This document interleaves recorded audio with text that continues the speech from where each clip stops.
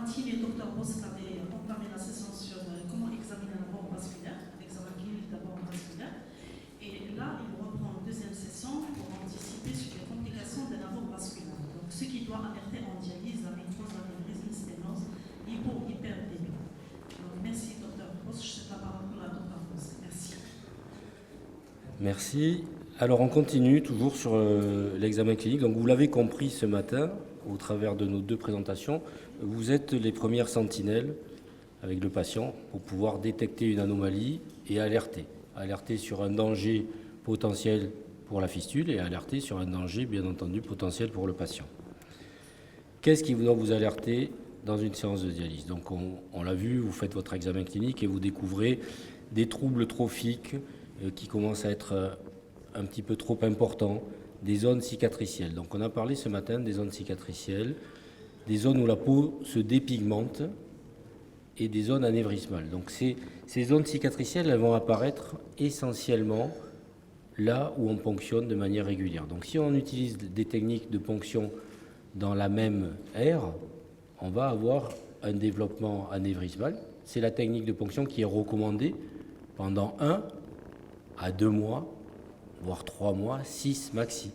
Et ensuite, vous savez très bien qu'une fois que vous avez développé 2 petits anévrismes veineux, parce qu'à force de ponctionner toujours au même endroit, la veine va se dilater. Parce qu'on l'agresse régulièrement au même endroit par la ponction, on fragilise la paroi, et la paroi finit par se dilater un petit peu à cet endroit-là. Et dès lors que la paroi s'est dilatée, même si on ne ponctionne plus, ce segment veineux plus dilaté qu'en amont et en aval va continuer à se dilater dans le temps. C'est une loi biophysique qui s'appelle la loi de Laplace, parce que le diamètre est plus grand à cet endroit-là. La pression qui s'exerce de l'intérieur vers l'extérieur sur la paroi est plus forte que sur des segments veineux où le diamètre est plus petit. Mais si on continue à ponctionner sur ces anévrismes, ce qui n'est plus recommandé là, on a passé la période où la ponction dans la même aire est recommandée pour débuter les sites. On doit maintenant varier, et classiquement, on est sur des variations de sites à chaque ponction, puisqu'on est là sur une technique maintenant d'échelle, donc on doit bouger les sites de ponction. Si on continue à ponctionner sur la même aire, on va obtenir des anévrismes et ensuite une dépigmentation de la peau et des cicatrisations, parce qu'on pique toujours et on fragilise la peau toujours au même endroit. Qu'est-ce qui est grave quand on a de la dépigmentation? Ça veut dire tout simplement que la peau a commencé à se dévitaliser. Elle a perdu sa vitalité. Ça ira d'autant plus vite que la veine dessous est sous pression. Si ces anévrismes sont tendus, parce qu'ils se situent en amont d'une ou plusieurs sténoses serrées, donc on a de la pression, on n'a pas besoin de mettre un garrot, on voit l'anévrisme qui pulse, et quand on met son doigt dessus, on a la pulsatilité. Eh bien, la tension qui se fait au niveau de la peau est encore plus forte, et les petits capillaires qui vascularisent la peau sont comprimés et finissent, en plus de l'agression de l'aiguille, par ne plus être circulants, et donc la peau n'est plus viabilisée. C'est fini. Elle est cicatricielle. Et ce qui est grave, c'est lorsque la peau commence, lorsqu'on a les tissus cutanés qui sont adhérents aux tissus sous-cutanés et à la paroi du vaisseau. C'est-à-dire que si on veut cliniquement faire glisser la peau par rapport à la veine, on ne peut plus sur ce segment-là. On a une pastille de peau dévitalisée, cicatricielle, qui ne glisse plus, qui est adhérente. Donc on a cette peau qui est devenue une partie de la paroi du vaisseau. Et là, c'est dangereux parce que lorsqu'on va ponctionner, on n'a plus ces plans sous-cutanés qui glissent et qui permettent une bonne cicatrisation. Donc ça doit vous alerter sur comment gérer votre ponction et comment arriver à faire adhérer le patient à un changement de site de ponction, en le sécurisant et en allant bien examiner et bien définir d'autres sites. Lorsque ce n'est pas possible, eh vous le savez et vous le faites, on va aller plutôt en périphérie de zone cicatricielle, là où il y a encore de la peau qui a une coloration normale, pour aller ponctionner en périphérie de la cicatrice. Mais le mieux, c'est de s'éloigner de ces anévrismes avant qu'ils ne deviennent trop proéminents, parce qu'ils peuvent ensuite, même si on voulait ponctionner juste dans le centimètre qui suit, le relief de l'anévrisme peut vous gêner dans votre mouvement, tout simplement. Donc, on le disait, on a des anévrismes ou ponctionner. Est-ce qu'on peut ponctionner ailleurs ou pas? Est-ce que c'est faisable? Parfois, ça ne sera pas faisable. Et parfois, quand on sait d'emblée, dès le départ, qu'on n'a pas beaucoup de sites de ponction, parce que si c'est trop profond, il faudra faire superficialiser. Si on n'a pas accès à développer avec un échographe, on fera superficialisé. Mais si le segment veineux réellement est trop court, le segment qui est fonctionnel pour la ponction est trop court, il faudra peut-être aller vers des ponctions en crossover, c'est-à-dire aller ponctionner l'artère en rétrograde et la veine dans le sens normal. Et des fois, on ira développer, bien que ce n'est pas ce qui est conseillé dans les pays trop chauds, des ponctions selon une technique de boutonnière, de buttonhole. Parce qu'on ne peut pas varier les sites de ponction en échelle, il n'y a pas la place, et plutôt que d'aller ponctionner à la même aire, on ira développer des ponctions dans le même site. Mais là, attention, le plus grand danger, c'est la sepsie. Donc là, il faudra être rigoureux. Nous, on développe des techniques de boutonnière chez nous, essentiellement pour l'autoponction. Donc pour les gens qui vont aller à domicile, d'autant plus qu'ils seront sur des dialyses quotidiennes. Donc la définition de la dialyse quotidienne, 6 dialyses par semaine. 6 dialyses par semaine, si vous mettez 2 aiguilles, ce qui est obligatoire, ça vous fait non plus 26 ponctions, puisque dialyse classique, 13 dialyses par mois, ça vous fait non plus 26 ponctions par mois, et 52 ponctions, autant vous dire que l'état de la peau et de la veine se dégrade beaucoup plus rapidement. Donc, à domicile, ça marche que quand le patient peut gérer sa ponction, parce qu'il va éviter la comorbidité liée à la ponction, parce que lui, il sent l'aiguille qui est à l'intérieur de sa veine. Il sent très bien quand il est rentré dedans, s'il va toucher la paroi ou pas. Donc, il est le mieux placé pour se ponctionner. Et là, on va privilégier des fois l'autoponction en boutonnière parce que ça fait moins mal, mais attention à ce que la sepsie soit bien respectée parce que ce sont des problèmes de sepsis qui seront le vrai danger sur la boutonnière. Lorsqu'on a ce type de trajet, on l'a vu ce matin, est-ce qu'on peut encore s'en servir? Parce que le but, n'oubliez pas, c'est de ne pas aller créer un autre abord vasculaire si possible. On en a un déjà qui est créé, est-ce qu'il est fonctionnel? Est-ce qu'il peut suffire à dialyser le patient? En attendant qu'il soit greffé. Chez nous, c'est tout ce qu'on veut. Hein. On veut que le patient puisse être appelé à n'importe quelle heure du jour et de la nuit et qu'il soit dans un état où l'épuration suffit à faire qu'il est en état de recevoir le greffon. Donc, si cette fistule-là en bas permet de le dialyser, on va continuer à ponctionner ce réseau variceux parce qu'il y a un sens de circulation du sang qui permet de l'épurer, plutôt que d'aller sacrifier un autre site. Bien entendu, si le patient a 80 ans ou plus, on n'aura pas le même raisonnement. Si on a affaire à quelqu'un qui devra être greffé, revenir de greffe, être repris en dialyse, il faut lui maintenir des possibilités d'avoir d'autres abords vasculaires natifs. Si on ne va pas avoir recours au cathéter, on va avoir demain des cathéters, donc il faut penser, quand on utilise un abord vasculaire, il faut penser à protéger le reste du capital vasculaire pour garder d'autres chances de faire une autre fistule. On ne sait jamais combien de temps tiendra cette fistule. Ce raisonnement va s'adapter, bien entendu, on l'a dit, à l'âge du patient et à son état. En fait, en termes d'abord vasculaire, quand on fait une fistule, c'est jamais quelque chose de bon pour l'état de santé du patient, mais c'est quelque chose de nécessaire à ce moment-là, parce qu'on a besoin de le traiter en hémodialyse. Et le dogme, c'est qu'il faut faire le bon abord vasculaire au bon patient, au bon moment. Et parfois, dans sa vie, l'insuffisance rénale, il n'aura pas les mêmes indications de même type d'abord vasculaire. S'il a une insuffisance cardiaque, n'allons pas lui faire une fistule. Bon, vous savez très bien que les fistules distales, elles vont débiter au moins 800 voire 1 litre par minute. Si votre patient il est insuffisant cardiaque et qu'il fait à peine 50 mètres, c'est sûr que là, on lui aura enlevé de la qualité de vie puisqu'il ne marchera plus.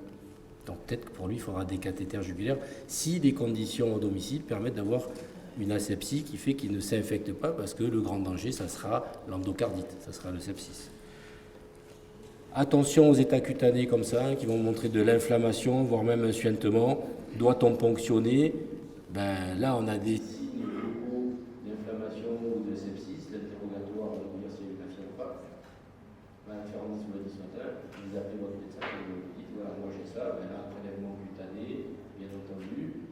On va prendre des signes généraux, on va voir les patient se précipite pas pour l'utiliser. Bien sûr, il faut l'analyser, on verra où est-ce qu'on peut le fonctionner. Là, il y a déjà un problème de sepsis, là, on ne va pas rentrer des germes et faire une bactériémie ou une septicémie. Qu'est-ce qui doit vous alerter? Ça paraît très banal. On a un site de ponction qui a une croûte. Et en théorie, on dit que les croûtes des sites de ponction, lorsqu'on est en ponction classique, attention, on ne parle pas de boutonnière, on ne parle pas de buttonhole. Lorsqu'on a une ponction classique à l'aiguille tranchante ou au cathéter tranchant, la croûte doit cicatriser et tomber d'une dialyse à l'autre. C'est ce qu'on dit. Mais attention, ça c'est pour des dialyses classiques. Si on est en dialyse quotidienne, du jour au lendemain, vous n'aurez pas cette définition, cette théorie. Néanmoins, une croûte sur un site de ponction classique à l'aiguille tranchante qui persiste, même si elle fait 1,5 mm, 2 mm, et qui grossit, ça va très vite d'une dialyse sur l'autre, c'est le diagnostic d'une nécrose du point de ponction. C'est comme ça que ça s'appelle. Et ça peut n'apparaître que sous cette forme-là, une croûte.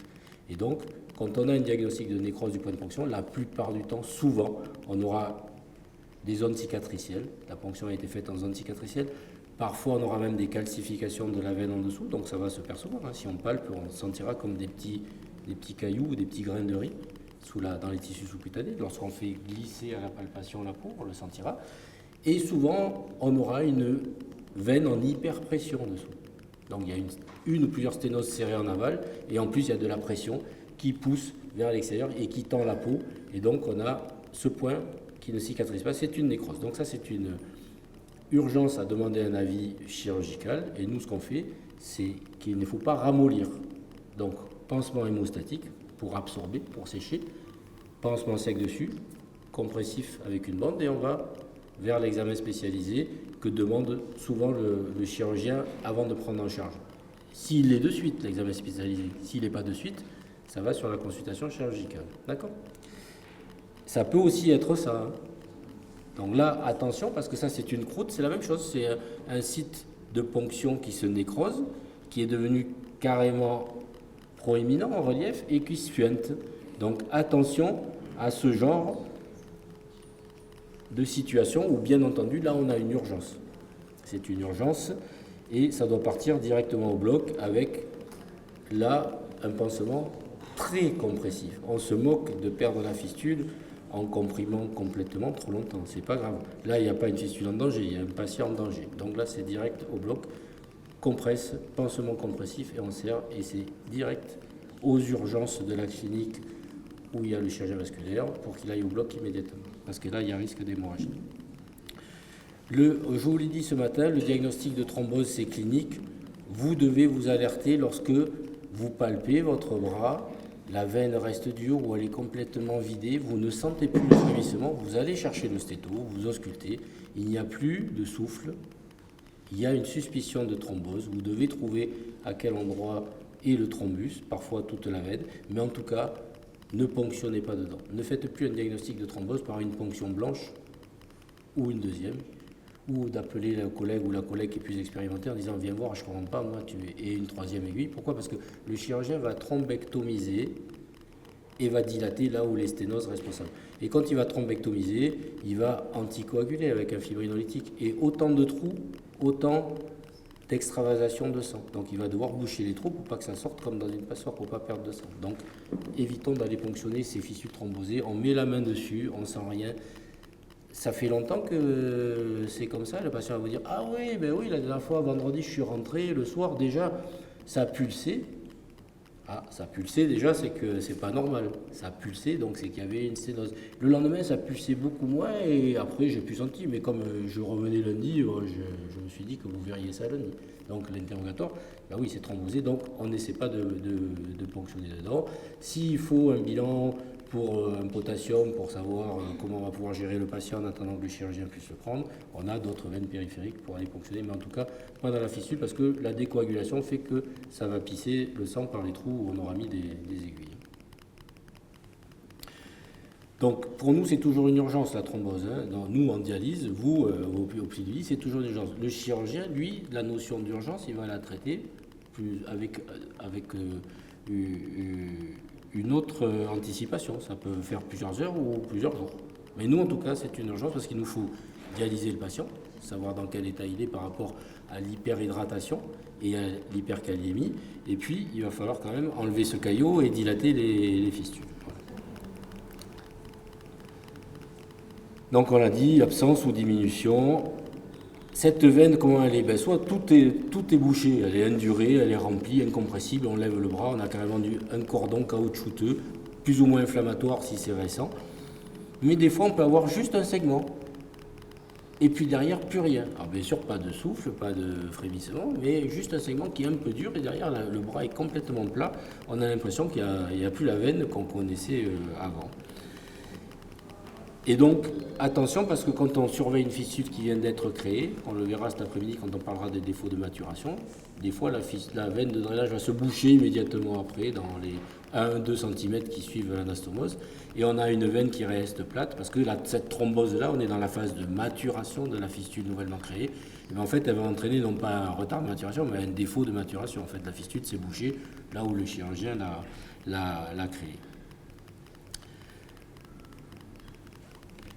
Quand on fait un diagnostic de thrombose, comme nous, vous l'avez vu, on a des fiches de suivi d'abord vasculaire, on va de suite aller voir ce qui s'est passé. Est-ce qu'il y avait une ou plusieurs sténoses de connues? Est-ce qu'elles ont déjà été angioplasties? Est-ce qu'il a déjà thrombosé?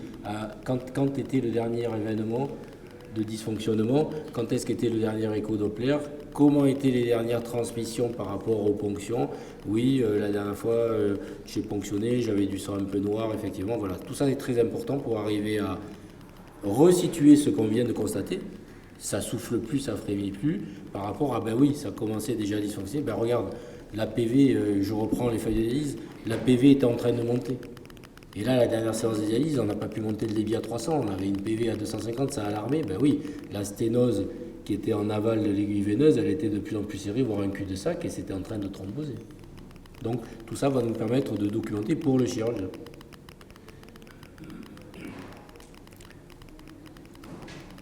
Alors, ça, excusez-moi, mais on l'a vu. Donc c'est à peu près ça, hein, ce qui peut se passer. Hein, c'est ce que va nous dire le chirurgien en bloc. Hein. Dès que j'ai défait ton pansement, il s'est passé ça. Et donc j'ai dû faire une plastie. Et parfois ça va finir avec un remplacement. Si on ne peut pas reconstruire parce que c'est trop inflammatoire ou délabré dessous, ça va finir par un remplacement du segment veineux délabré par un segment prothétique, ce qui n'est pas terrible parce qu'on va sténoser sur l'anastomose prothéto-veineuse, mais des fois on est obligé, quoi, hein, parce qu'il faut sauver le patient. Alors, qu'en est-il de la fistule artério-veineuse? Je vous l'ai dit tout à l'heure, on crée quelque chose dans le corps humain qui est absolument une pathologie. En fait, on crée une pathologie. Et on le sait depuis longtemps. Regardez un petit peu ce que je vous ai marqué là. Dès le XVIIIe siècle, on a des descriptions physiologiques et anatomiques des fistules artério-veineuses. Elles n'étaient pas créées chirurgicalement, puisque ça, vous savez que ça date des années 60, seulement la fistule artério-veineuse. Mais c'était des fistules artério-veineuses traumatiques. Et on les décrivait déjà. On connaissait bien ce qui se passait. Et on sait que quand on fait un court-circuit artério-veineux dans le corps, il y aura un retentissement sur le corps humain, que ce soit local, régional et général. Ça, on le sait. Mais c'est un compromis quand on est insuffisant rénal. On a besoin d'avoir un accès répété et facile au sang parce que on fait la fistule, mais tant que la circulation extracorporelle n'est pas établie, vous le savez bien, le patient il n'est pas traité pour l'instant. Il a fait du transport, de l'accueil, de la ponction, le traitement n'a pas commencé. Donc on a besoin de ça pour que les patients qui soient éligibles à la transplantation rénale soient en état de santé qui leur permettent d'être greffés n'importe quand. Voilà. Et puis pour les autres, de garder une qualité de vie pour pouvoir faire leur projet de vie. Parce que s'il n'y a pas de projet de vie, il n'y a pas de raison qu'il y ait un projet thérapeutique de cette ampleur à côté. Voilà. Donc c'est à ça que va servir la fistule. N'empêche que c'est quelque chose de délétère pour le corps humain. Et on va le voir. Donc il y a des signes qui ont été décrits. Le frémissement dans la fistule, c'est Terrier qui a décrit ça. C'est le signe de Terrier. Mais il y a un signe qu'il vous faut savoir, c'est que lorsque on a une fistule artério-veineuse, il y a un débit sanguin dû à cette fistule. D'accord ? Et ce débit sanguin, il vient s'impacter au débit cardiaque. Et il s'impacte notamment sur la réserve à l'effort. Parce que tout le monde a un débit cardiaque pour rester, comme vous, juste vigilant et écouter des choses, ou bien pour se lever et marcher, pour avoir un régime de base métabolique, ou pour faire des efforts. Et pour faire des efforts intenses, vous allez aller chercher dans cette réserve cardiaque jusqu'à ce qu'elle soit consommée et que vous commenciez à être essoufflé à l'effort. Et vous avez utilisé votre réserve cardiaque maximale. Et ce qui se passe, c'est que quand on a une fistule artério-veineuse, on a un débit. Et même si ce débit est limité à 800 ml minute, parce qu'on y a mis un pontage inextensible pour limiter le débit, 800 ml minute de plus que le régime de base pour vivre, qui s'enlève à la réserve à l'effort. Et donc ça, c'est un retentissement sur l'état général. Et lorsque ce débit est tellement important qu'il oblige le cœur à éjecter plus de sang à chaque contraction. C'est ce qui se passe quand le cœur doit fournir un peu plus de débit. Il augmente sa fraction d'éjection. Il se remplit plus, il éjecte plus, mais parfois c'est pas suffisant. et il doit accélérer sa fréquence. Donc il va se mettre en tachycardie. Et lorsque c'est le cas, et qu'on comprime la fistule lorsque la fistule est comprimable, hein, donc attention, je lève le bras, elle est souple, ça s'évacue bien, je palpe, il n'y a pas de calcification. Parce que s'il y a des calcifications, je ne comprime pas pour bien fractionner les calcifications et pour les emboliser. Donc je vérifie que ma veine soit comprimable, compressible dans la zone chirurgicale, là où il y a la cicatrice, et je ferme cette fistule en comprimant avec le pouce. Et si le cœur est constamment en tachycardie réflexe pour contenter le débit de la fistule, il va ralentir dans les 15 à 20 secondes qui suivent, il reprend son rythme normal, donc c'est une bradycardie réflexe, et ça s'appelle le signe de Branham. Donc on va le voir, on va voir son importance pour les hyperdébits, parce que c'est un signe clinique. Pourquoi on s'intéresse à cette hémodynamique cardiaque et à ces débits trop élevés? Parce qu'on sait très bien que ça entraîne une insuffisance cardiaque à haut débit. Et on sait très bien qu'elle est réversible, parce qu'on a le modèle chez le transplanté, chez qui on a fermé la fistule. Et on sait qu'en 6 mois à 1 an, le cœur est redevenu comme avant. Plus d'hypertrophie et fréquence cardiaque normale. Donc c'est réversible. N'empêche que fonctionnellement, pendant que le patient a sa fistule, il est gêné pour l'effort. Et parfois cet effort, c'est juste des efforts de la vie courante. Je dois sortir pour garder de l'autonomie dans mon schéma de vie, dans ma qualité de vie. Je dois pouvoir faire mes courses. Et si j'enlève ça aux patients qui y arrivaient, c'est-à-dire des patients un peu âgés, qui étaient un peu précaires, je le soigne, je le dialyse, mais je l'empêche de pouvoir faire ces 400-500 mètres qu'il faisait pour garder un contact avec la société et garder une vie. Donc, en fait, j'ai soigné ses reins et son sang, mais je n'ai pas fait du soin global. Je me suis un peu éloigné de ce que je dois faire, le soigner en globalité pour lui permettre de garder sa qualité de vie pour qu'il puisse appliquer son schéma de vie. Donc attention à ça, à ce problème d'hyperdébit, et ça sera souvent la définition de l'hyperdébit absolu, 2 litres par minute, normalisé par la surface corporelle, par mètre carré 73. Parfois, certains papiers parleront d'1,5 litre, normalisé par la surface corporelle. Ce qu'il faut surtout savoir, c'est que au-delà des hyperdébits absolus, des gros chiffres de débit qu'on va retrouver, il y a surtout beaucoup d'hyperdébits relatifs, c'est-à-dire lorsque le débit de la fistule représente plus de 20% du débit cardiaque.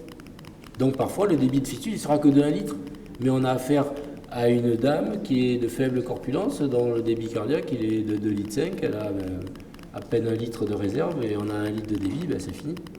On est en hyperdébit. Et pourtant il n'y a pas 1,5 litre ni 2 litres par minute. Mais par rapport à son débit cardiaque, on est en hyperdébit et donc on est plutôt délétère.